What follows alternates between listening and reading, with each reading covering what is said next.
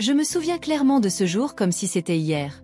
Le soleil brillait dans le ciel, illuminant le petit salon où j'étais assise, tenant mes deux précieux bébés dans mes bras.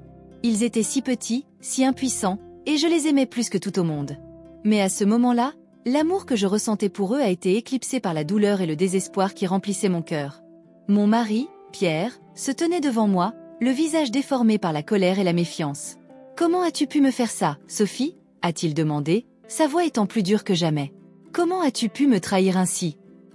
Je l'ai regardé dans les yeux, essayant de lui transmettre toute ma sincérité, toute mon honnêteté. « Je ne t'ai pas trahi, Pierre, dis-je, la voix tremblante d'émotion. Je jure sur tout ce qui est saint, je ne vous ai jamais trompé. » Mais il ne m'a pas cru. Il regarda les bébés dans mes bras, ses yeux se plissant de suspicion. « Ils sont noirs, Sophie, » dit-il d'une voix lourde d'accusation. « Comment peux-tu expliquer cela si ce n'était pas une trahison ?»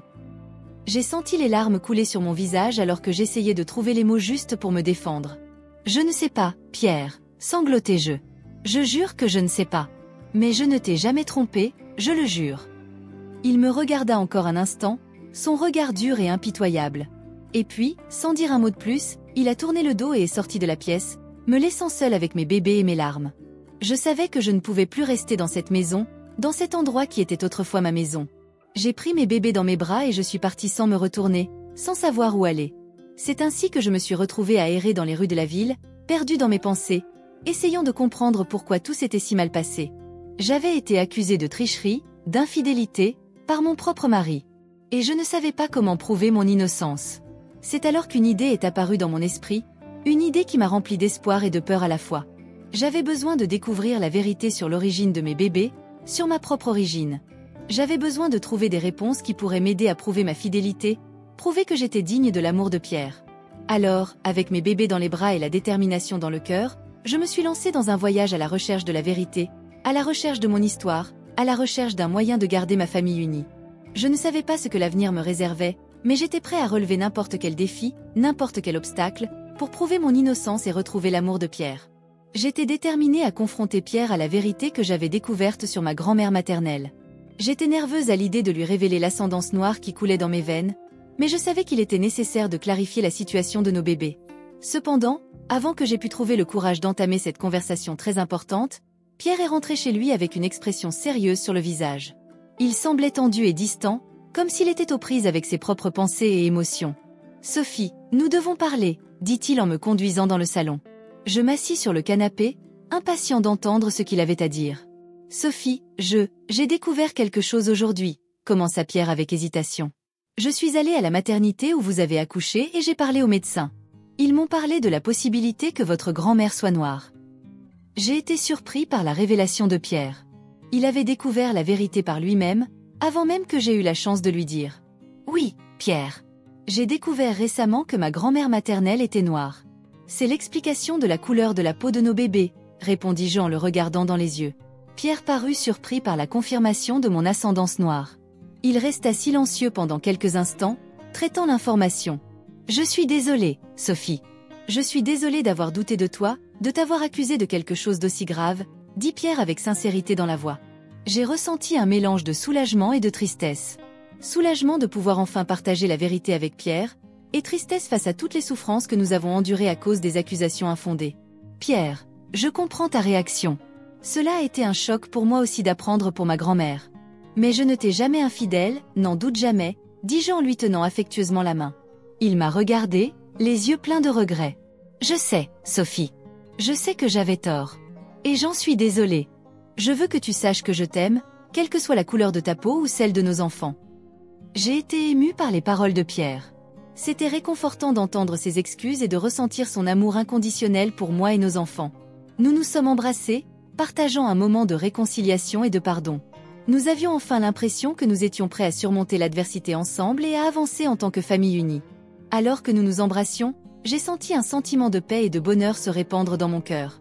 Malgré toutes les difficultés que nous avons rencontrées, je savais que nous avions trouvé la force de surmonter les obstacles et de renforcer notre amour. J'ai regardé Pierre dans les yeux et j'ai su qu'ensemble nous étions capables de relever tous les défis que la vie nous réservait. Et avec cette certitude dans mon cœur, j'ai souri, reconnaissant d'avoir trouvé le vrai sens de l'amour et de la famille. Chapitre 3, mon cœur était brisé. Pierre n'a pas supporté la révélation de l'ascendance noire de ma famille et s'est retiré de nous. J'ai regardé nos bébés, si innocents et impuissants, et j'ai su que je devais trouver un moyen de prouver ma loyauté et de garder notre famille unie. J'ai passé des nuits blanches à réfléchir à la manière dont je pourrais regagner la confiance de Pierre. Mais il semblait si distant, si froid. Je savais que je devais agir vite avant qu'il ne soit trop tard. J'ai décidé de chercher des réponses dans le passé de ma famille. Je suis allée chez mes parents et j'ai commencé à fouiller dans de vieilles boîtes de photos et de documents. C'est alors que j'ai trouvé une vieille lettre de ma grand-mère, adressée à un inconnu. Quand j'ai lu ces mots manuscrits, mon cœur s'est accéléré. Ma grand-mère m'a parlé d'un grand amour de son passé, un homme noir qui avait été le véritable amour de sa vie. Elle a parlé de la douleur de le perdre et de la façon dont elle avait gardé ce secret pendant tant d'années. Cette lettre a été la clé pour percer les secrets qui tourmentaient en notre famille. Je savais que je devais confronter Pierre à la vérité, mais je savais aussi qu'il n'était pas prêt à écouter. J'ai décidé d'attendre le bon moment. Pendant ce temps, la société française commençait à juger notre situation. Je pouvais sentir les regards sales et les murmures méchants partout où j'allais. Mais je m'en fichais. Tout ce que je voulais, c'était retrouver ma famille. Les nuits devenaient plus longues et plus solitaires. Je me sentais perdue, ne sachant pas quoi faire pour arranger les choses. Pierre semblait de plus en plus distant, plus indifférent. Jusqu'à ce qu'une nuit, alors que les bébés dormaient paisiblement dans leur berceau, j'ai décidé qu'il était temps de confronter Pierre. Je l'ai trouvé dans le salon, le regard perdu dans le vide, perdu dans ses pensées. « Pierre !» ai-je appelé, ma voix tremblante d'émotion. Il se tourna vers moi, ses yeux fatigués montrant la douleur qu'il portait aussi. J'ai trouvé une lettre de ma grand-mère. Ai-je commencé en tenant le papier dans une main serrée. Elle raconte l'histoire d'un grand amour de son passé, un homme noir qui était le véritable amour de sa vie. Pierre me regarda, surpris. Il ne semblait pas savoir comment réagir à cette information. J'ai continué en lui racontant tout ce que j'avais découvert, en espérant que cela suffirait à lui faire comprendre. Mais Pierre se leva simplement, sans dire un mot, et quitta la pièce. Je restais là, paralysée, ne sachant que faire. Comprendrait-il enfin la vérité derrière nos bébés et notre famille ? Je savais que nous avions besoin de temps pour panser les blessures qui s'étaient ouvertes entre nous. Mais j'étais prêt à me battre pour notre amour, pour notre famille. Et j'espérais du fond du cœur que Pierre serait là aussi. Chapitre 4. Le cœur de Sophie se serra alors qu'elle tenait la lettre jaunie dans ses mains. Elle savait que ces mots pourraient tout changer, mais elle savait aussi que faire face à nouveau à Pierre serait une tâche ardue. Prenant une profonde inspiration, elle décida qu'il était temps de révéler la vérité, non seulement à Pierre, mais aussi à elle-même. D'un pas hésitant, Sophie se dirigea vers le bureau où Pierre passait le plus clair de son temps. Elle frappa à la porte et attendit, écoutant le bruit sourd des papiers déplacés de l'autre côté. Lorsque Pierre ouvrit enfin la porte, leurs regards se croisèrent dans une compréhension silencieuse. « Qu'est-ce que tu veux, Sophie ?» demanda Pierre d'une voix froide et distante. Sophie inspira profondément, essayant de trouver le courage de prononcer les mots qui lui restaient dans la gorge. Elle lui tendit la lettre, regardant Pierre la prendre et se mettre à lire. Ses yeux parcouraient les lignes écrites par la grand-mère de Sophie, révélant un secret caché depuis des générations. « Pierre, cette lettre, elle révèle la vérité sur ma famille, sur ma grand-mère. » Commença Sophie, la voix légèrement tremblante. « Je sais que les choses ont été difficiles entre nous, mais il est temps d'affronter la réalité. » Pierre restait silencieux, les yeux toujours fixés sur la lettre qu'il tenait à la main.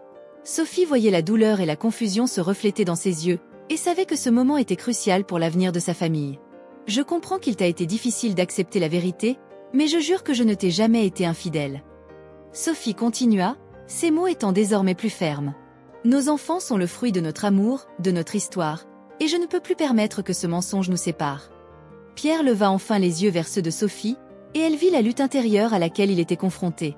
Elle voyait la douleur, la blessure, mais elle voyait aussi l'amour qui existait encore entre eux, enfoui sous les couches de méfiance. « Je ne sais pas quoi dire, » murmura Pierre, la voix lourde d'émotion. « J'ai agi de manière impulsive, cruelle, et maintenant je vois que j'ai commis une terrible erreur. » Sophie sentit les larmes lui monter aux yeux, non pas de tristesse, mais de soulagement.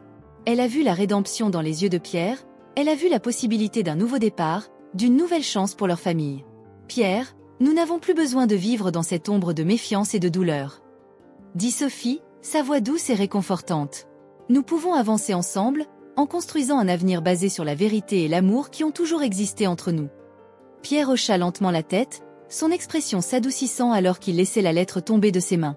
Il s'approcha de Sophie et la serra dans ses bras, l'enveloppant dans ses bras avec force et tendresse. « Je suis désolé, Sophie. Je suis désolé de ne pas te faire confiance, de douter de notre amour. Lui chuchota Pierre à l'oreille, ses paroles pleines de regrets. Sophie pouvait sentir le poids du passé s'enlever de ses épaules, sentir la chaleur du pardon et de la réconciliation les envelopper. Elle savait qu'il y avait encore des défis à relever, que la société française jugerait encore leur situation, mais elle était désormais sûre qu'ensemble, ils pourraient surmonter n'importe quel obstacle. En restant enlacés, Sophie et Pierre sentaient l'espoir s'épanouir dans leur cœur, sentaient se former devant eux la promesse d'un nouveau départ. Et, dans ce moment de paix et d'unité, ils savaient qu'ils étaient prêts à affronter l'avenir ensemble, en tant que véritable famille unie. Je me suis retrouvée face à un dilemme qui semblait sans fin. Après avoir été accusée d'infidélité par mon propre mari, Pierre, en raison de la naissance de nos jumeaux noirs, je me suis sentie perdue et impuissante. Les mots durs et les regards suspicieux résonnaient dans mon esprit, me faisant remettre en question ma propre identité et mes origines. J'ai alors décidé qu'il était temps de chercher des réponses sur ma famille, sur mon histoire. La découverte que ma grand-mère maternelle était noire a apporté un nouvel éclairage sur la situation, mais je savais que confronter Pierre à cette révélation ne serait pas facile. Il s'était éloigné de moi et des bébés, incapable d'accepter la vérité que j'apportais. Alors que je luttais pour garder ma famille unie, des secrets du passé ont commencé à faire surface. Une vieille lettre écrite par ma grand-mère révélait un secret qui pourrait tout changer. J'ai décidé de confronter Pierre une fois de plus, en espérant qu'il comprendrait enfin la vérité derrière les événements. Mais Pierre refusait d'écouter. Son esprit était obscurci par la méfiance et les préjugés, et il ne pouvait voir au-delà.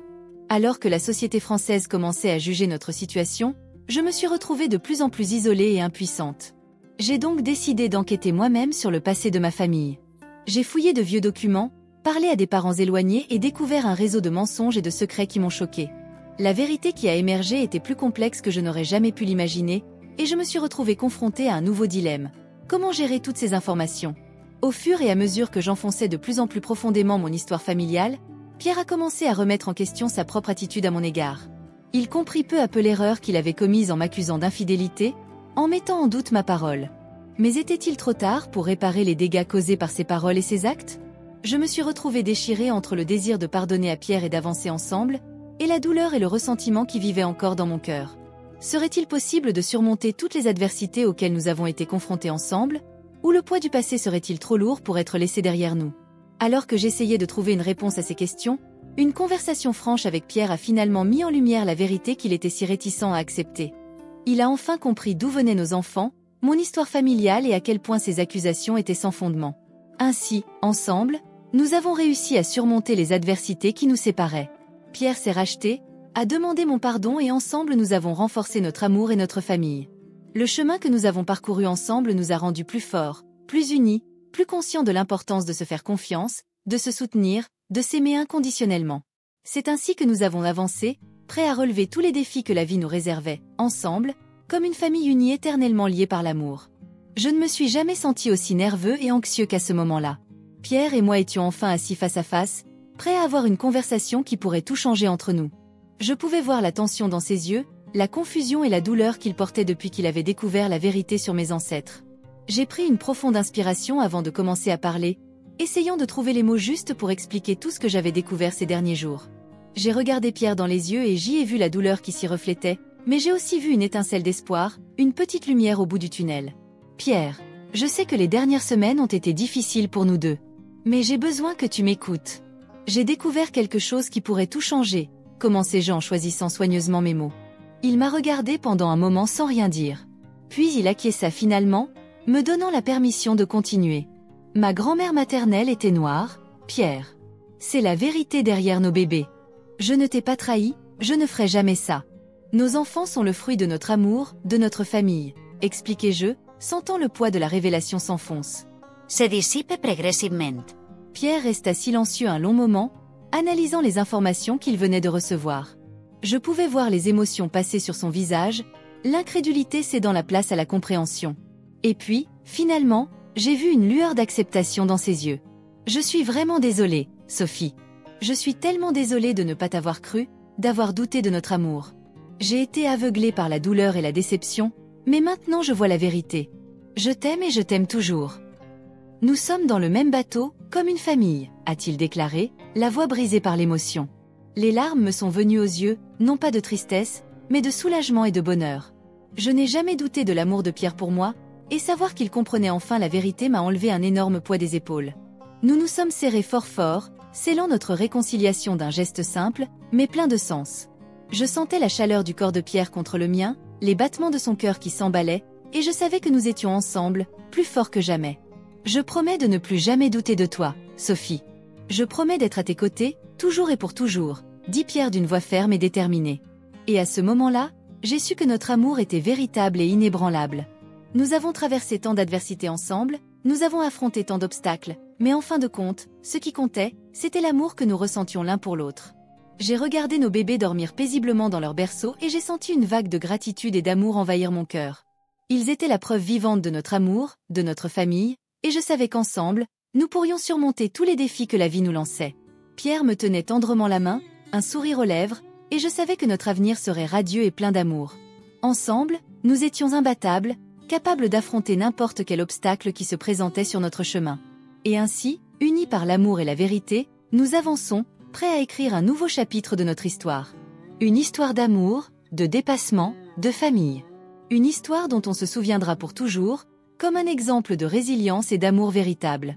Et ensemble, nous affronterions l'avenir, main dans la main et les cœurs unis, prêts à affronter tout ce que la vie nous réserve. Ensemble, nous étions invincibles. Ensemble, nous étions une famille.